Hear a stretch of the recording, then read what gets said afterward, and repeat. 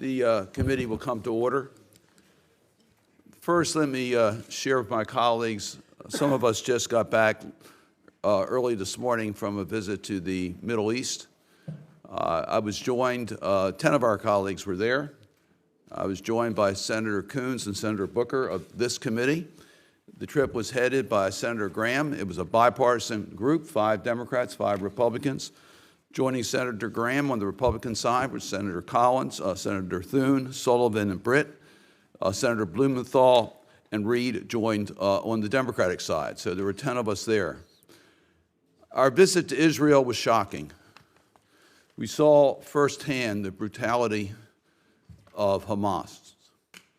We saw that in the scars in the country. We saw the videos, we saw the photos, we saw things we would never thought we would ever see in our lifetime. As we have characterized Hamas as ISIS, it is evil. What it did is unspeakable. We made it clear that Israel, we stand with Israel and the right to defend themselves. We met with the families of the hostages. It was not an easy meeting. The pain, the uncertainty, the fate of their loved ones, all that weighed very heavily on us as we were able to meet with the Israeli officials to try to understand the game plan. We stressed that Israel has a right to defend itself, and we need to do everything we can to provide the humanitarian assistance and safe harbor for those Palestinians who are trying to escape Hamas. It was a difficult trip, and it's difficult times. As we were there were rockets and missiles being fired in parts of Israel and in Gaza, and we know the situation is deteriorating. We made it clear that the United States stands strongly against any escalation of this conflict by the enemies of Israel who would try to take advantage of this situation. We also visited first the Kingdom of Saudi Arabia. It was a very encouraging visit. We were there because we know Hamas was trying to end the normalization talks between the Saudis and the Israelis. We made it clear, and in our conversations with the Crown Prince, that cannot happen. We need to stay focused first on the tragedies of Hamas, what it caused in Israel, but to keep alive the normalization and integration of the countries in the Middle East. And we've received positive conversations with the Crown Prince. So I just really wanted to update our committee that we thought this visit was extremely important, underscoring the importance of a bipartisan response by the United States Congress to the tragedies that are taking place in the Middle East. So from the Middle East to the subject of this hearing, the governing crisis in West Africa and Sahel. 5 nations in the region are suffering coups since 2020. This includes Mali, Guinea, Burkina Faso, Chad, and most recently, Niger. Mali and Burkina Faso have actually had 2 coups. At the same time, there have been an alarming increase in terrorist attacks by militant Islamist organizations. So today, we're going to examine this recent wave of coups and violence and what it means for U.S. policy. I welcome Assistant Secretary Phee. I want to thank you for the work that you and your team are doing in this area. Your efforts to support the region as a response to the situations in West Africa and Sahel are vital. The challenges are great, but we must acknowledge the current trajectory is grim. It requires a critical evaluation of our policies. Congress demanded that when we passed the Trans-Sahel Counterterrorism Partnership Act. The junta leaders justified their coups by pointing to their elected government's failure to improve security. But they themselves have failed to deliver as well. In both Mali and Burkina Faso, security has sharply deteriorated. Even as civilian deaths have skyrocketed, instances in Niger are on the rise as well.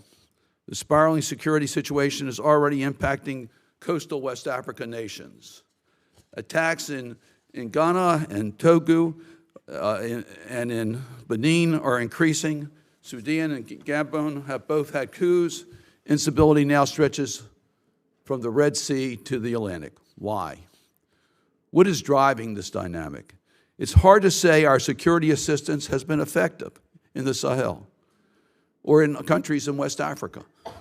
We certainly have very little to show in terms of the improved security, stability, or stronger democratic institutions. And quite frankly, there is an uncomfortable truth in all this. Across the Sahel, the United States trained militias and militaries who are responsible for the coups. We have trained the very people overthrowing civilian governments. So it's critical that we take a brutally honest look at our approach to date. Assistant Secretary Phee, I'd like to hear your thoughts. Is it time for the United States to change its strategy? Is our security assistance helping or leading or contributing to the negative outcomes? How should we adjust these policies? We also need to be consistent in our response to coups in Africa. I understand one size doesn't fit all, but it's important for the United States to take a principled stance when coups occur. We need to lead with our values as we try to advance an agenda of good governance in the region. I think we need to make our position crystal clear. Military takeovers of civilian-led governments are coups. We shouldn't mince words. And anyone engaged in coups should be personally sanctioned. The failure to sanction, a policy shift that is clearly taking place here in our government, sends the wrong message. The presence of the Russian Wagner mercenary group presents an additional serious threat. The impact of Wagner's operation in Mali has been disastrous for the civilians. Wagner and the Malian military stand accused of massacring as many as 500 people in Mora in 2022. Moscow is making overtures in the military regimes in Burkina Faso and Niger. Russia's expansion, coupled with the expulsion of the French United Nations peacekeepers in Mali, could trigger chaos that would be difficult to recover from.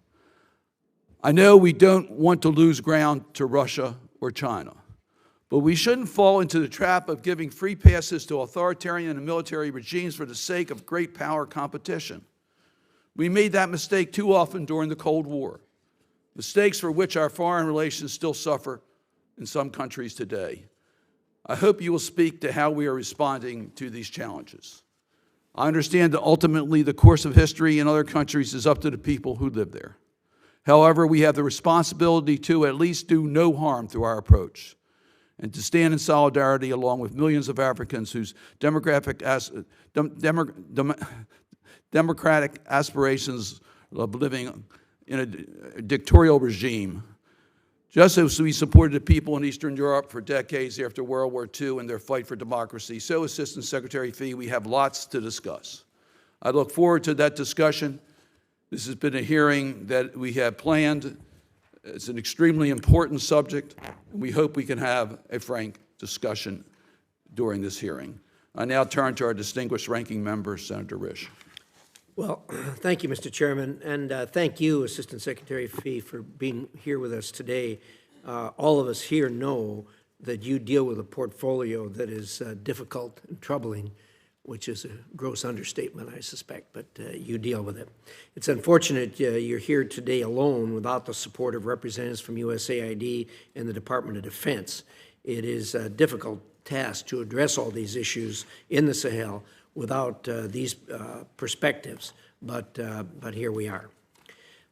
There are concerning trends, much of which has been outlined by the chairman here in the last few minutes, that we're witnessing in the region and the wider continent.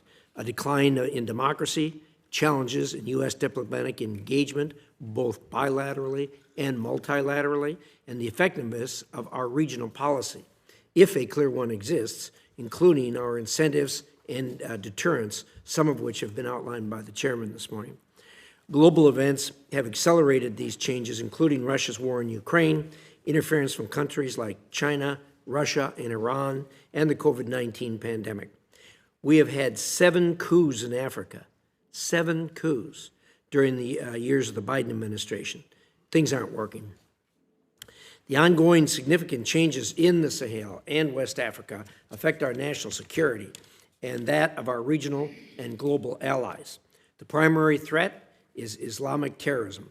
Large parts of Mali and Burkina Faso are controlled by groups linked to al-Qaeda and the Islamic State, and terrorist groups are expanding their attacks on governments and populations in many countries. In countries such as Mali, the presence of Wagner's mercenary is particularly concerning. This group is known for severe human rights abuses, spreading false information, and unjustly taking local resources. Since Prigozhin's demise, Wagner's activities in Mali have become a more significant threat to the United States national security, boosting the Russian state capacity for harmful global operations while providing questionable security gains in return. Many Sahel and Western African governments are unstable and lack public support. In areas controlled by military juntas, citizens' opinions are wholly ignored, and the government merely enforces military orders. The remaining democracies in the region struggle to meet the needs of their expanding youth populations, often fall short in combating corruption, and cannot handle security and economic challenges independently. But that's not the whole story. These challenges make it difficult for Africa to prepare for upcoming threats like coups, terrorist attacks, election issues, or food crisis, and not the least of which is their burgeoning population over the next decades. Secretary Phee, the last time you spoke to this committee about the administration's Sahel policy, you highlighted a 5-year interagency strategy designed to address the region's challenges and better the lives of its people. You mentioned in your written testimony that this strategy would adapt to significant changes in context.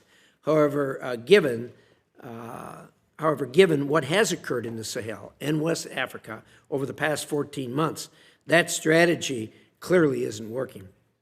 I believe the fundamental assumptions and approach require significant revision.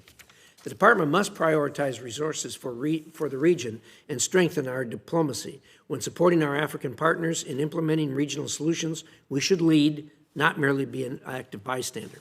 The leadership includes coordinating with our European allies as well. We've seen the Department demonstrate it can prioritize in times of crisis, like in Ukraine and most recently in Israel. We must similarly prioritize the crises unfolding in the Sahel and West Africa, or we're going to continue to face the consequences. Finally, I'm concerned about the administration's unclear policy on Sudan. I've asked President Biden to appoint a special envoy for Sudan. Given the many issues you and the Africa Bureau handle, we need a seasoned diplomat singularly devoted to Sudan to steer U.S. policy, assist the Sudanese people, coordinate with regional partners, and handle complex diplomacy to stabilize the nation and foster genuine democracy. I also encourage the Department to move quickly to make an official determination about the ongoing atrocities in Darfur and other areas of the country. Such a designation will go a long way in making clear to the world where we stand on the killings and human rights abuses occurring in Sudan. Again, I fully recognize that dealing with the issues in the region is a heavy lift. I hope you can point out ways in which Congress can help you. Thank you very much, Mr. Chairman. Oh, thank you, Senator Risch. Our witness today, Ambassador Molly Phee, is Assistant Secretary of State for African Affairs. Ambassador Phee has led a long and distinguished career in the State Department. Before being sworn in as Assistant Secretary in September 2021, she served as the Deputy Special Representative for Afghanistan and Reconciliation. She was U.S. Ambassador to South Sudan from 2015 to 2017. She served as the Deputy Chief of Mission in Ethiopia, Chief of Staff in the Office of Special Envoy for Sudan and South Sudan, and as Acting Assistant Secretary for International Organizations, among other positions that she served. Thank you for being here. We look forward to your testimony. Your statement will be made part of the record. We asked you to summarize in about 5 minutes so we can get engaged in committee questions. Thank you, Mr. Chairman. May I start by thanking you and your colleagues for traveling to the Middle East All of us are concerned about what is happening there and fearful of global impacts. So thank you for your service in advancing our interests and values. And thanks to the both of you for welcoming me here today. I'll try and answer some of your questions in my prepared testimony and through dialogue. The urgent challenges in Ukraine and the Middle East at times overshadow the U.S. partnership with Africa. But we must prepare for the future. By 2050, 1 in 4 people on the planet will be an African. The talents today of more than 1 billion Africans already enrich the world's culture, politics, and economy. The continent is the source of critical minerals, such as cobalt. The Congo River Basin is the largest carbon sink in the world. This is why the strategy of the Biden-Harris administration recognizes Africa as a major geopolitical force and why we seek to elevate African voices in institutions such as the Security Council, the G20, and the IMF. The sub-region of the Sahel is integral to our relationship with the continent. The coups that have occurred recently in Mali, Guinea, Burkina Faso, and now Niger illustrate the democratic regression that threatens not only the people of the Sahel, but their neighbors and our partners in coastal West Africa. Allow me to address the drivers of political instability and what the United States has done and could do. The primary problem is weak governance. Every country where a coup has taken place had previously experienced military takeovers. Many of these governments had engaged in corrupt practices, failed to provide basic services, and ignored democratic values by extending term limits or disregarding human rights.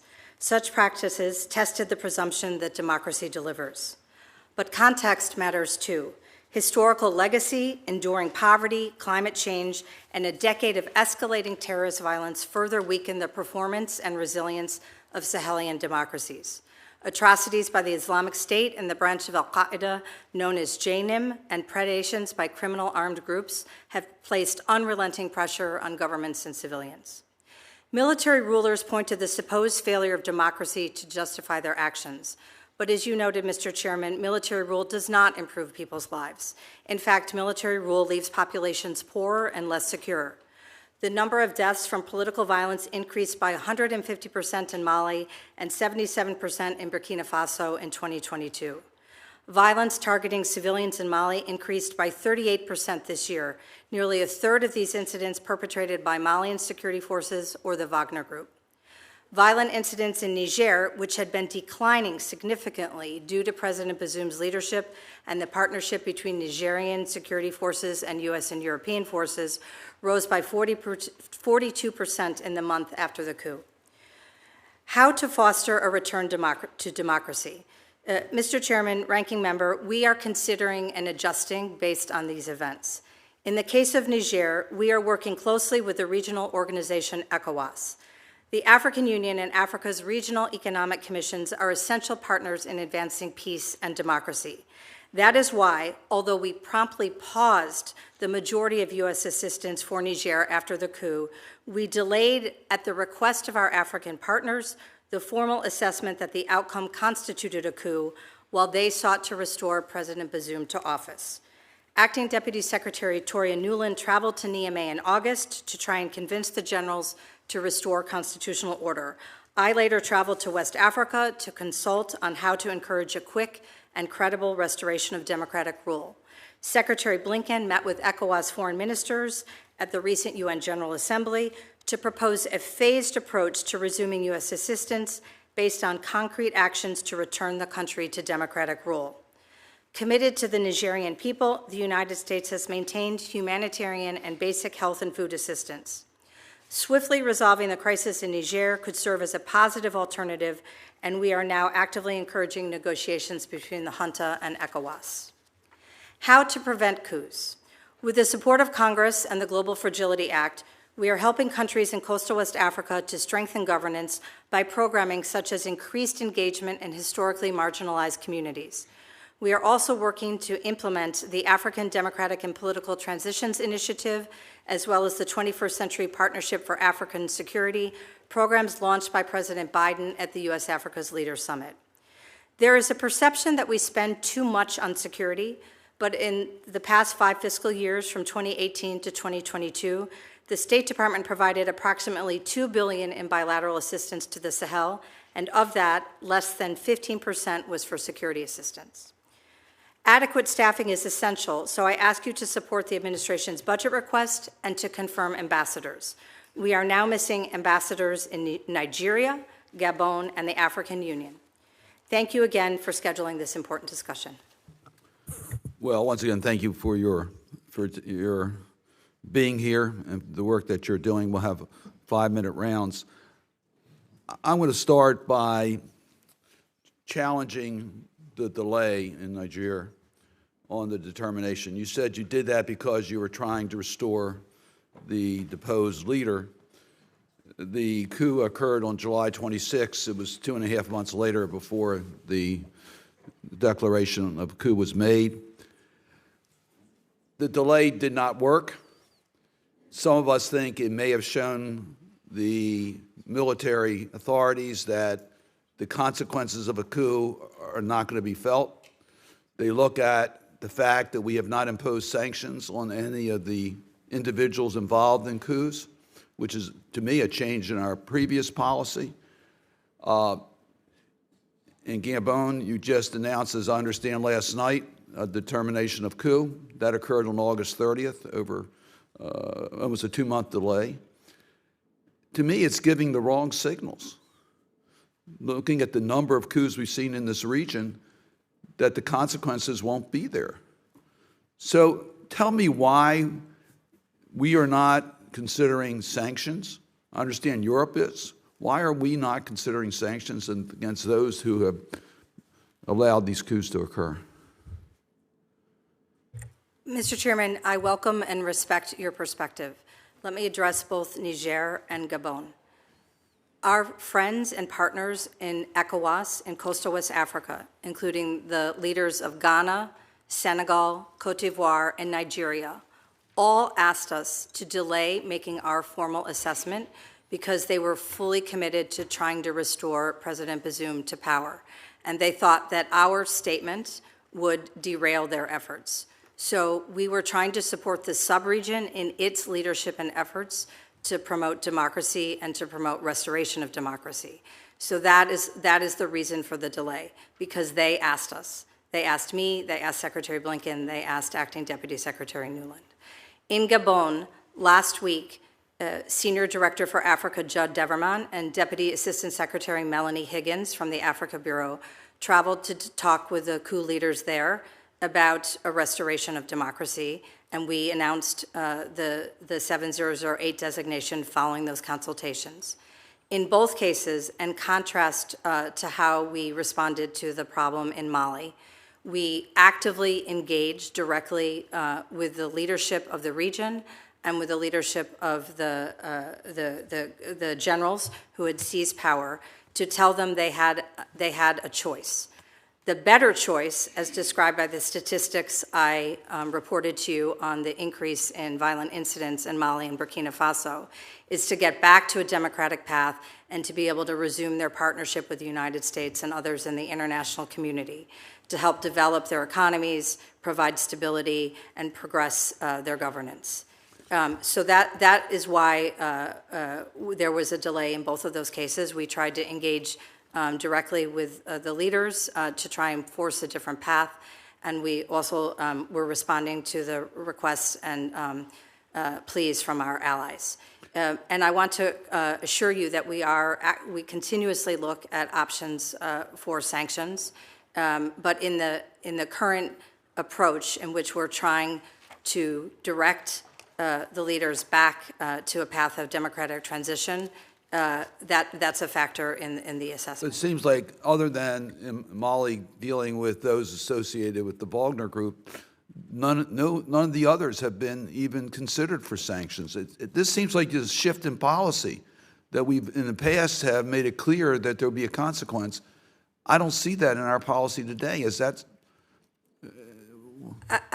I believe there have been consequences, because we have suspended assistance. But you haven't imposed any sanctions. No, sir, but in the case of Niger, we have not only suspended the assistance captured by Section 7008, but we've expanded the freeze to include assistance and cooperation not captured by the law. So we are actually doing more than you have asked us to do, because we believe that our engagement was very positive in Niger. So in Niger, Yeah. we see that they have requested the exit of other countries' military presence. We have a military presence in Niger.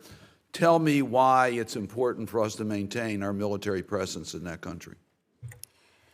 In 2022, according to data collected by reputable sources, there were approximately 5,000 violent incidents in Mali and 4,000 violent incidents in Burkina Faso.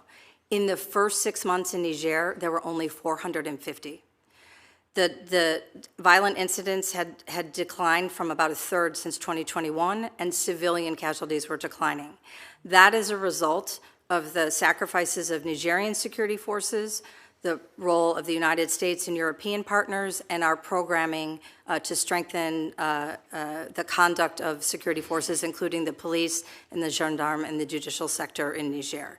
It was the leadership of President Bazoum to talk to marginalized communities. We were making a positive difference. We believe the Nigerian leadership now recognizes that that was a positive difference. They have said they want to remain a partner with us, and we have said we cannot remain a partner with you unless you get on a serious, credible path back to democratic transition. So, in short, what would happen if we remove our troops? As Senator Risch pointed out, Ranking Member Risch pointed out, it would be preferable if the military were here to address that themselves. However, as I've described to you, we believe that we have made a significant difference in Niger. But I also want to tell you that our partners in coastal West Africa believe our presence is important to them and to their security. And they are quite apprehensive about a scenario in which the French are gone and then we would leave as well. Senator Risch. Well, thank you, Mr. Chairman. Secretary, when can we expect that the State Department is going to make an atrocities determination for Sudan? I think we can note that the UK came out with a definitive statement calling atrocities in Darfur ethnic cleansing last week, and there is no shortage of information about the crimes being committed against civilians in Darfur, Khartoum, and other parts of Sudan. So when can we expect the State Department to make a determination? Senator Risch, the Office of Global Criminal Justice is actively reviewing the crimes that have been taking place in Darfur right now, and I expect that they, in the near future, will be able to make a recommendation to the Secretary. We asked them to look at that early on. We have made public statements about our concern, and we are working in Geneva with the Human Rights Council on these matters, including successfully seeking a commission of inquiry. I appreciate that. It doesn't really answer the question. Could you try to narrow that down a little bit more? You know, we know that, like I say, UK acted last week. What it seems to me we could be further along than where we are. I'm trying to be very careful as someone responsible for policy not to intervene in the legal review, but I know that Beth Von Schack and her team are closely and actively looking at this, and I'm sorry, I defer to their judgment, but I expect it to be soon. No, I will relay to them your concern and desire for. I assume you're interested in this also, as far as I'm absolutely interested. I, in fact, asked them to undertake this review, but just to be careful not to affect their legal deliberation. I just want you to understand it's their authority to make that decision. I appreciate that. If you pass along all of our concern, that may be helpful to you, and maybe you could get back to us with what you find out in that regard. I would appreciate it. Help me out here. How's the State Department working within the interagencies, namely with the Department of Defense and the National Security Council, to address the growing challenges, including related to our counterterrorism efforts in the Sahel and West Africa? I know you've addressed that briefly, but I wonder if you could drill down on that a little bit for us, please. Absolutely. We have, as I've described, we've had important programs, not only what the military has been doing, but what the State Department has been doing in Niger, our Counterterrorism Bureau, our Bureau of International Narcotics and Law, my own bureau, the Africa Bureau, in our support for civilian security assistance, we believe we were making a very positive impact in Niger. But we have suspended those activities because of the coup, and we have told the authorities in Niger that our partnership was making a difference, and if they would like to resume that partnership, they need to make changes. Niger has a history of coups. As I described, all of the countries where coups have taken place were vulnerable because they had experienced coups before. But in Niger, they have a tradition of the military passing power back to the civilians, often within a relatively short time frame, such as 1 year. So that is what we're trying to do in order to address the counterterrorism concerns in Niger. In coastal West Africa, through the programming under our strategy to prevent conflict and promote stability, the same State Department offices I've described, as well as our cooperation with the department, the Defense Department, and the intelligence community, means we are trying to help those countries have more capability, both in the security area as well as in the governance and development area, so that they are more resilient in responding to the terrorist threat from the Sahel. How do those countries respond to you when you talk to them about the not very good situation with the coup for changing governments as opposed to a nice, clean election that the people could have a say in? How do they respond to you on that? I think it's really important that both the African Union and the regional economic commissions, in the case of West Africa, ECOWAS, very strongly believe in their protocols and in their policies and in their conduct that coups and irregular changes of constitutional order are not good for the people of Africa, and they speak forcefully about it. In the case of Niger, ECOWAS has imposed very strong sanctions on Niger. They've cut off electricity, they've closed the borders, and they've also frozen the regional currency, Niger's access to the regional currency. So they tell us that in Niger, for example, they call it one coup too many. So we are trying, that's why, Mr. Chairman, we were trying to respect their request to us. We were trying to support them in their efforts to advocate for democracy and our shared values. They do also, when we spoke to them about what our options are, for example, one option is to just terminate our relationship in Niger and depart. And they expressed a lot of concern about that option in coastal West Africa because, as I said, again, from their perspective, they're fighting some of our enemies, ISIS, AQ, the Wagner Group, and they would like our partnership to help them deal with those challenges.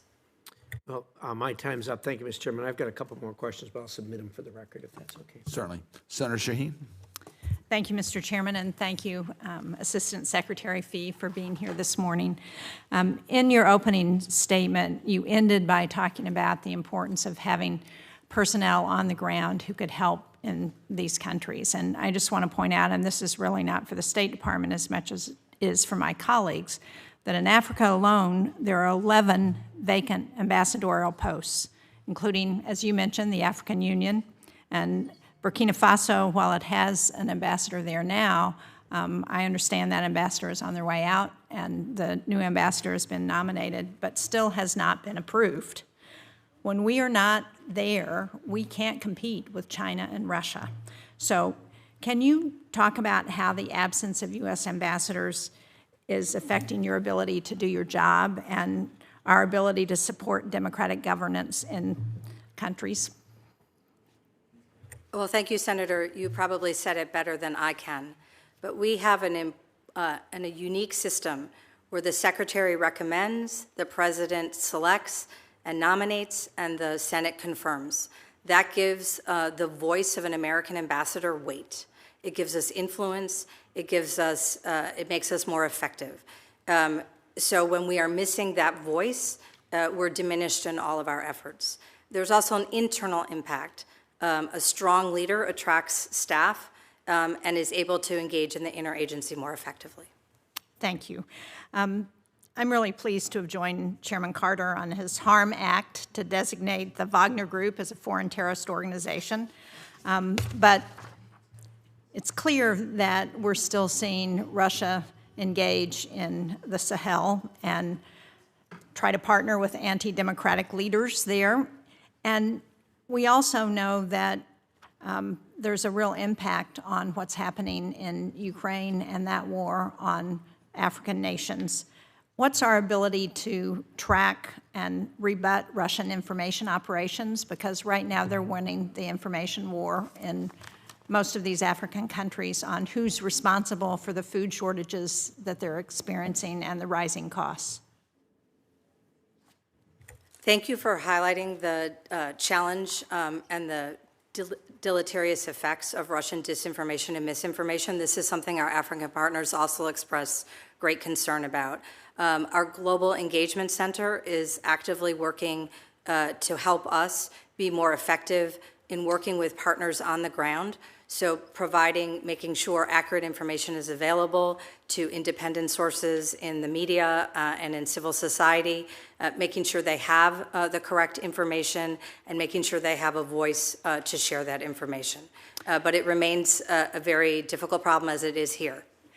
Well, I appreciate the work of the Global Engagement Center. I'm a big fan, but clearly they're not accomplishing the task. And is the challenge that they don't have enough resources? Is the challenge that there's not enough coordination? Because we are still losing that battle. I don't think it's a problem of coordination, and of course more resources are always welcome. I would welcome more resources for my public diplomacy sections, for example, in embassies in the region. I think it's genuinely a tough problem. Russia devotes a lot of effective resources to this effort. I don't think it's a coincidence that they have focused their efforts in Francophone Africa. They are trying to exploit the complicated French colonial history. And I think opportunities like this, Senator, where we can speak openly about this problem and provide the publics of Africa the real truth about what's happening if Wagner comes to your country, are one way we can continue to address the challenge. Well, tomorrow, Senator Ricketts and I are going to chair a hearing on the Black Sea region, which has been obviously has the critical connection to what's happening in Africa. So what can we do to better engage with our partners in the Black Sea region to help address the information problem we've got in Africa? The Ukrainians have been very active in trying to reach out and speak to African leaders and African publics, and continuing to encourage that approach, I think, would be helpful. I think when we think about the challenges in the Sahel as broadly for Africa, sort of the triple whammy of COVID, the loss of fertilizer, the loss of grains, the increase in petroleum prices, the increase in inflation, it has really damaged the ability of African governments to help support their constituents. That's why in the administration's supplemental request, you'll see a request for some small assistance and some authorities that would leverage more money for the IMF and World Bank to make them better able to help Africans deal with this economic crisis. Well, thank you. I'm out of time, but I would just encourage us to recognize that the Black Sea region and what's happening is a lot more than just what's happening in Ukraine, and to reach out to our partners in Romania, in Moldova, in Turkey, and even in Georgia, where they understand very directly what's happening and why it's causing the food insecurity and the rising costs. Thank you. Thank you, Senator Shaheen. Senator Ricketts. Thank you, Mr. Chairman. Thank you, Assistant Secretary, for being here. I'd like to follow up on the Chairman's questions with regard to sanctions. My understanding is that European Union countries created a framework for sanctions that would target certain entities or individuals, freeze assets, hand out travel bans, that sort of thing. And you also mentioned ECOWAS actually did implement a number of pretty restrictive sanctions, such as cutting off electricity. Do the European countries, are they also holding off on these sanctions? Because they've established a framework, but they're not sanctions yet. Are they also holding off on doing the sanctions in deference to the ECOWAS countries' concerns about trying to get the junta in Niger to give up power and turn it back over to civilians? Yes, I think there's different ways to consider what sort of economic or other pressure we put on juntas, for example. And in this instance, the EU has previously provided direct budget assistance to Niger, and they ended that direct budget assistance following the coup. So they are also. I'm sorry, would that be Yeah. the equivalent of what we did with the 7008? Yes. Okay. Yeah, similar. Similar, We don't provide direct budget assistance, but just ending your aid. And that has also had a big economic impact on the situation in Niger. So are you concerned, I understand, again, I heard your reasonings earlier why you're holding off on the sanctions, but are you concerned this is sending the wrong message to other nations, other African nations, where the governments may be under the threat of a coup? I think it's extremely important what you're saying, and I hear you. As I said, I think there are multiple ways to put pressure. I believe that the economic pressure that we have placed on Niger and other governments is significant and profound. They've told us, for example, the resumption of our security assistance and cooperation. So those are factors that seem to us to be very persuasive in our negotiations. But I hear you on the travel restrictions, which we could do in terms of sanctions on individuals. Great. Thank you. Switch topics a little bit. You mentioned a little bit about the security, how much we provided, but also in other areas as well. Obviously, our approach to build up the militaries in different countries to fight terrorists, training and equipping local forces. Over the past decade, the U.S. has spent about $500 million to build up Niger security forces to target terrorism. And obviously, this is very important, but there's also the criticism now that the forces that we trained were part of the coup that replaced the civilian government. And are we somehow missing the boat here with regard to our strategy that we're training up these militaries and then they're responsible for participating in these coups? And it's not just us, it's the French and other European countries' counterterrorism efforts as well. So can you talk a little bit about that criticism? Is that a fair criticism? And what can we do to really mitigate the opportunity for us to train these troops and then have them participate in the coups? I want to say that we all share the disappointment that military leaders with whom we have worked would make a decision to support a coup. I don't know necessarily that that is fully representative of the large program that DoD runs, particularly the military training program. They train tens of thousands, and of course they're better placed than I to discuss this, and generally speaking, have positive results in terms of increased professionalization, increased respect for human rights, and increased respect for civil-military relations. So I'm not sure that some of these exceptional, spectacular, exceptional actions are representative of the program as a whole. I do believe that many times we have very productive relations with military leaders with whom we've engaged and with whom we've trained. But it's certainly something we should review. So are our efforts too narrowly focused on counterterrorism here and the training of the militaries? Or do we need to change our strategy with regard to how we do this in these countries to avoid these coups? I think our strategy, which is true also globally, not just in Africa, is to understand that when you have a problem of political legitimacy because of weak governance and the aggravation from this terrorist threat, that the root cause is the political problem, but it can't be resolved easily, and it can't be resolved easily in an environment where the terrorist threat is so great. So I actually think it's just hard. We've seen this in Afghanistan, we've seen this in Iraq. We have the best military in the world. We have really good impacts on managing security threats. But the harder, tougher work is helping work with governments, helping work with economic development, which is also hard to accomplish when you're under a terrorist threat. So it's a different type of human endeavor that I think requires a long investment. Great. Thank you, Assistant Secretary. Thank you, Mr. Chairman.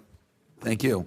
Senator Coons? Thank you, Mr. Chairman. Thank you, Ranking Member Risch. Thank you in particular, Mr. Chairman, for helping organize, focus, and lead our recent trip to the Middle East that I think, as you said in your introduction, was very productive and critical at this time. And thank you for holding a full committee hearing on Sahel. The Sahel is one of the critical areas in the world where the forces of chaos, whether it's Wagner or jihadists or other sources of chaos, frankly, are on the march against the forces of stability, democracy, and development. And I'm disappointed that we don't have representatives of our military and USAID here as well. Assistant Secretary Phee, thank you for your engagement, your hard work, your leadership in this area. But to the point that Senator Ricketts was just asking, I think we need to stay on this and press both how the intelligence failure happened in Niger, that we did not know that folks we had trained and were very closely integrated with were about to overthrow the duly elected President Bazoum, and to then ask some tough questions about our path forward, given the departure of a critical security partner in the region, given the very urgent calls we're hearing from democratically elected presidents like Akufo-Addo of Ghana, who has over and over pressed for more priority to be placed by our military in security in the region, and then to make sure that we have a focused, coordinated strategy for defense, development, and diplomacy. This is a region, more people have died in terrorist attacks in West Africa in the last 5 years than the rest of the world combined. And Wagner sees an opening and is taking it and exploiting it. The last supplemental request included funding specifically to counter Wagner's influence in West Africa. It's not in the current supplemental. I hope we will consider adding some focused resources for security and development work in partnership with diplomacy. As you said, Assistant Secretary, we have, after 10 weeks, reached a coup designation, I think long overdue, but I understand the reasons why, in consultation with ECOWAS and with the remaining democratically elected leaders in the region, that you were holding open space for a transition back to democracy, specifically in Niger. It's partly why we gave the administration flexibility, 7008 waiver authority in the SFOPS bill this past year. Could you just be specific about whether there are now clear conditions for the junta under which full security partnership and development assistance can be restored, and where we are on that path? I'm concerned about President Bazoum's security, and I'm concerned about losing the progress that you described that we were making towards reducing the number of terrorist attacks and improving security and stability in Niger when this coup unexpectedly happened. Thank you, Senator. As I've discussed here, we have discussed with our ECOWAS partners, and Secretary Blinken talked directly to them about how we could combine our efforts so we have leverage, our assistance and cooperation, the sanctions that they imposed, and to work with the junta on a package of actions they would take and actions we would take reciprocally. Those discussions are initial, I would say, at this stage.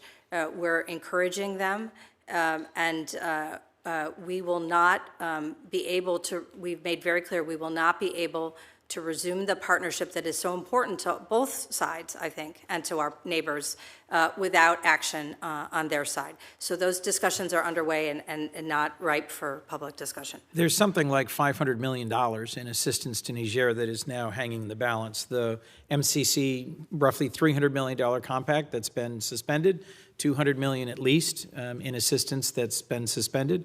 It's my hope you'll work with Congress on plans for reprogramming.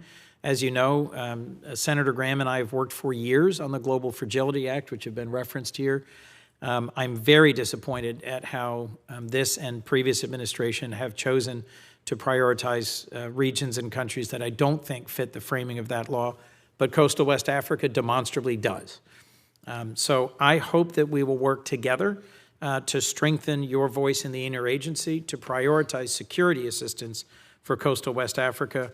And I'd be interested in your comments on what we can do to support the use of the Global Fragility Act in this region, particularly in the coastal region that I think is now really under dramatic threat as a result of this series of coups and the loss of a stability partnership across the core of the Sahel.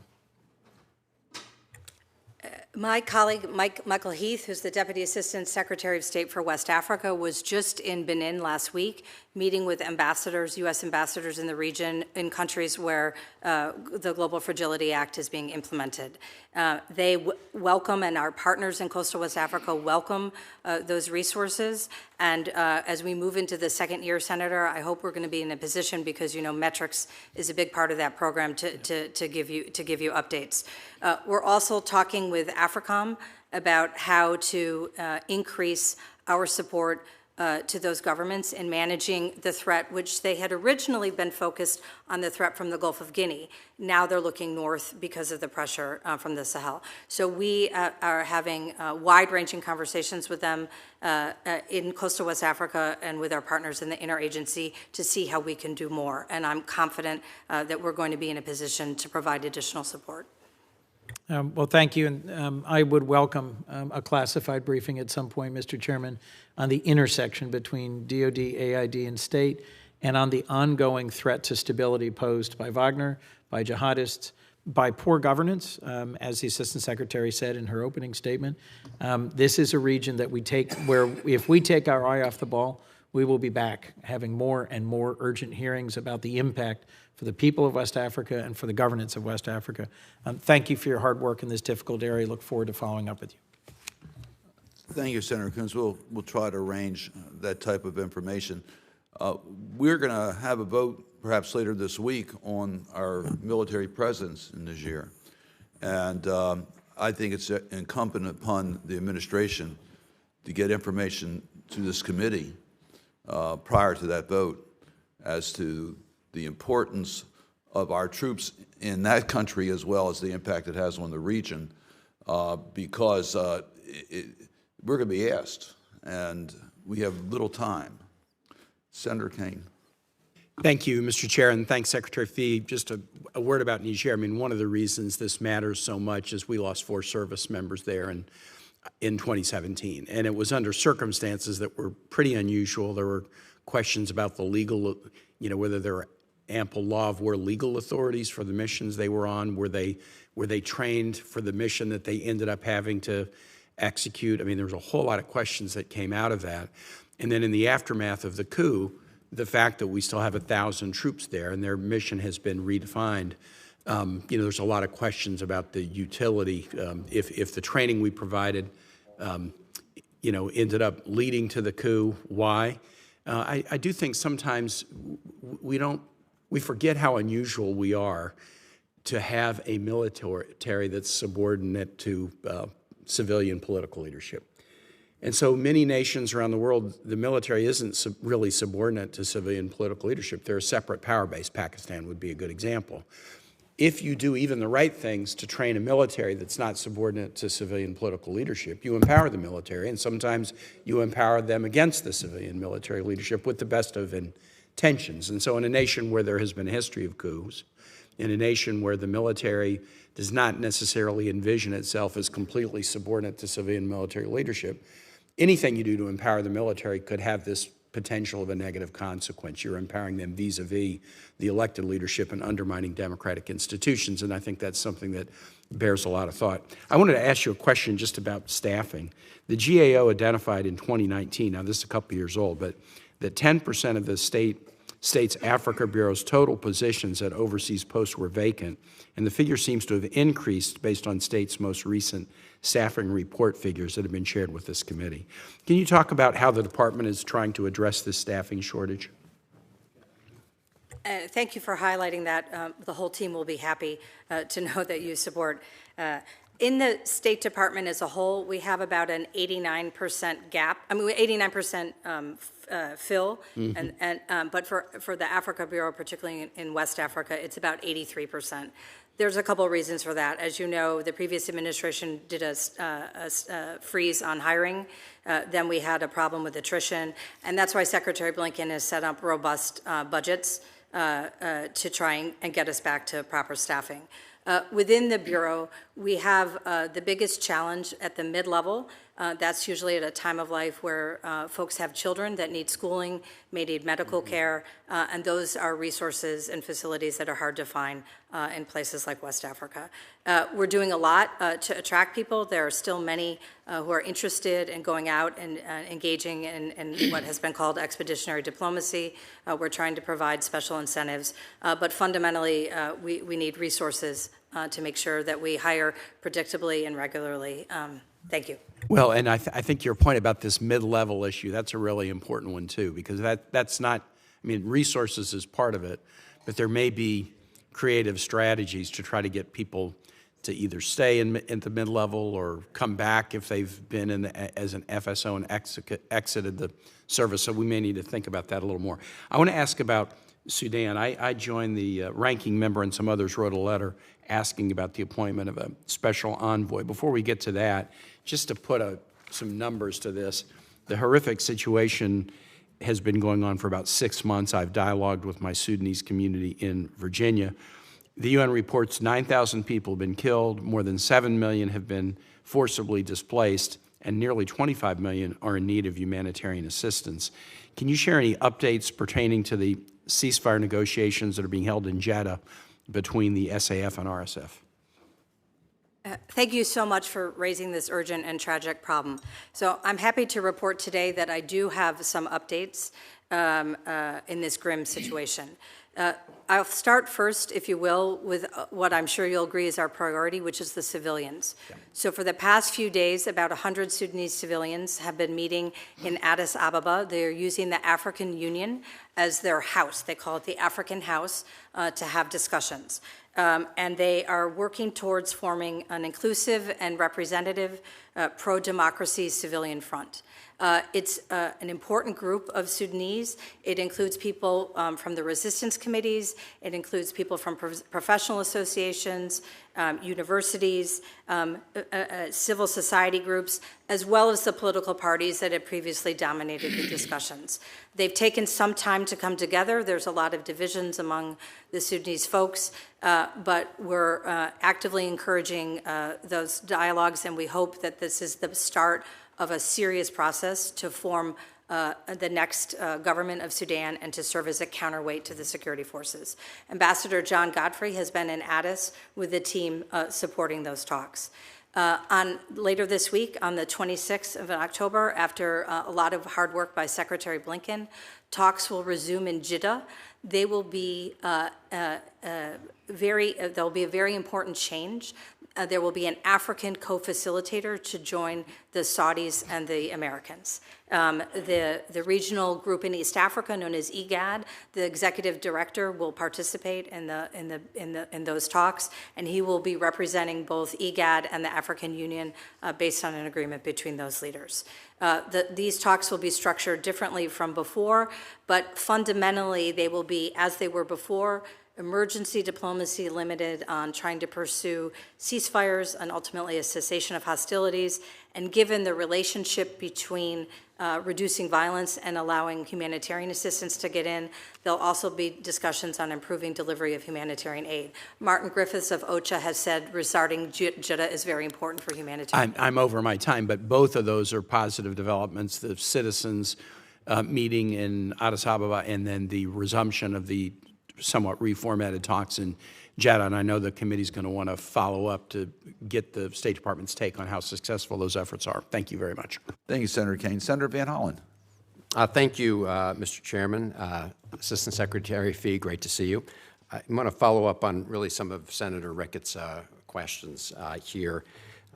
Back in August 2022, the Biden administration put forward its U.S. strategy towards sub-Saharan Africa, which explicitly said it was crafted to incorporate lessons learned from overly securitized approaches, unquote, to the Sahel.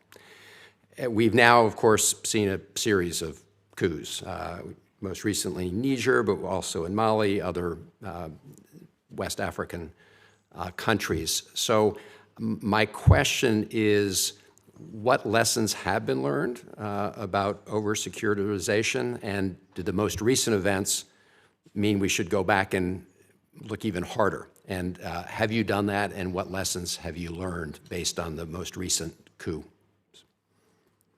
Thank you for that question, and I'd like to answer it in two ways. I'd like to compare how we responded to the situation in Mali and how we're now responding in Niger and also in Gabon in Central Africa. In Mali in 2020, when the previous president was overthrown, it was wildly popular because that president was very corrupt. So we thought there was an opportunity to work with the generals to get to a better outcome. Over time, and I can list all the negative actions they've taken, it became clear that that was not possible. and most spectacularly in December 2022 when they invited in Wagner, and last year when they made clear they wanted MINUSMA to leave, and then in August when the Russians vetoed the sanctions regime for Mali. So correspondingly, we have hardened our approach to Mali, limiting the development assistance we provide there. We're already applying 7008 there more fully than we did initially, and we've done increased sanctions there, although not the sanctions of all of the leaders, as the chairman asked. In Gabon, similarly, there was a coup, and it was wildly popular because it overthrew a government that was considered inept, corrupt, and not democratic. So what are we doing differently there, and what are we doing differently in Niger? First of all, we're more actively engaged at a senior level. Toria Newland went to Niamey. I went to Coastal West Africa to consult. Judd Devermont of the National Security Council went to Gabon last week. We're working with our partners. We're expanding what we're doing in terms of suspending assistance, not only assistance captured by 7008, but even security assistance and cooperation that is not required to be limited by the law. We're not invoking notwithstanding authorities. We're not invoking waivers. We're trying to make very serious that our partnership, which can be and has been positive, requires the leaders, the generals that have taken power to make active, concrete steps to get back to democracy, because we understand that democracy is the long-term solution to the root causes of problems. Right. No, I appreciate your sort of going back and taking a look at how we can better respond in a more targeted way. You mentioned that you have rolled back some of the security assistance that is not required by law to be rolled back. And I don't know if you're referring to some of the DOD assistance, but I do want to ask you a question about the DOD assistance, because the coup provision does halt state and USAID administered funds, but as you know, some DOD support has continued in Niger. Congresswoman Jacobs and I introduced legislation last Congress and are planning to reintroduce it again that would require Leahy law vetting be applied also to the DOD Section 127 ECHO provision. And when I asked Dr. Carlin about this at a hearing a little while back, the response from Dr. Carlin was, I welcome working with my colleagues at the State Department to look at that. So as a representative of the State Department, I'd like to ask your opinion on whether we shouldn't, as a matter of consistency, in cases where the coup provision is triggered, also halt the DOD assistance. Thank you for that question. I would like to share with you, although I'm a representative of the State Department, as you just said, my understanding is that our recommendation to the interagency has been, and that has been agreed, that we do suspend our security cooperation and assistance with Niger until we sort out a path forward. So to the best of my knowledge, we are not providing any security assistance, not from state and not from the DOD. We are in a good position because we've had conversations with the junta about operations that are necessary for force protection. But beyond that, we're trying to make clear that if they want that partnership that has made such a positive impact, they need to make changes in governance. With regard to the specific question, I would welcome an active discussion. That seems like a very positive suggestion from my perspective. I'd have to consult with other stakeholders. I'd also like to make a suggestion to the committee, which relates to the Trans-Sahel Counterterrorism Partnership Program, which when it was started in 2005 was very innovative in terms of cross-regional and cross-functional. But over time, I think its success has been impeded by several factors, including that there was no central authority, as there is, for example, in the Global Fragility Act, and declining resources. So I think it would be worthwhile if we could have a discussion with Congress about ways to improve that to deal with the changed environment in the Sahel. Thank you. Appreciate it. Thank you, Mr. Chairman. Let me just comment on your statement that we have multiple ways to put pressure, but it seems like it's not working. because we're going from coup to coup to coup. I understand the strategy in Mali, but that didn't work. In Niger, it looks like the policies have not worked. So I would just argue the fact that we don't have a consistent response to those who participate in coups has led to the view that you can commit a coup and still maintain a relationship with the United States. It may not be as strong as you want. You may get a suspension of aid. It may have other impacts, but it won't have the personal impact of preventing the use of travel or banking. So I just want to stress the point that the failure which was our previous policies, as I understand it, to consider immediately sanctions, has had a negative impact in discouraging the number of coups we've seen in that region. Our strategy is not working. At least the results are not there. Too many coups. One coup is too many. So I still haven't gotten a clear response from you as to whether we are adjusting what is our policy? When we see a military takeover, what is our policy? I'm not sure I understand. Do we immediately cut off the aid and consider sanctions and other actions to make it clear that this is unacceptable? All governments are unpopular. We recognize that. But the coup is not the answer. That's been our policy for a long time. It seems like what you're saying, we justify our delay because it was an unpopular regime. That just leads to others feeling they can commit coups even against popular regimes. I hear you, and I agree with you. I was trying to explain how we have adjusted our policy because what we did in Mali didn't work. So what we're doing now in Niger and in Gabon is not only applying 7008, which applies to state and USAID, as you know well, but also incorporating other U.S. government assistance and cooperation. So there's an across-the-board suspension.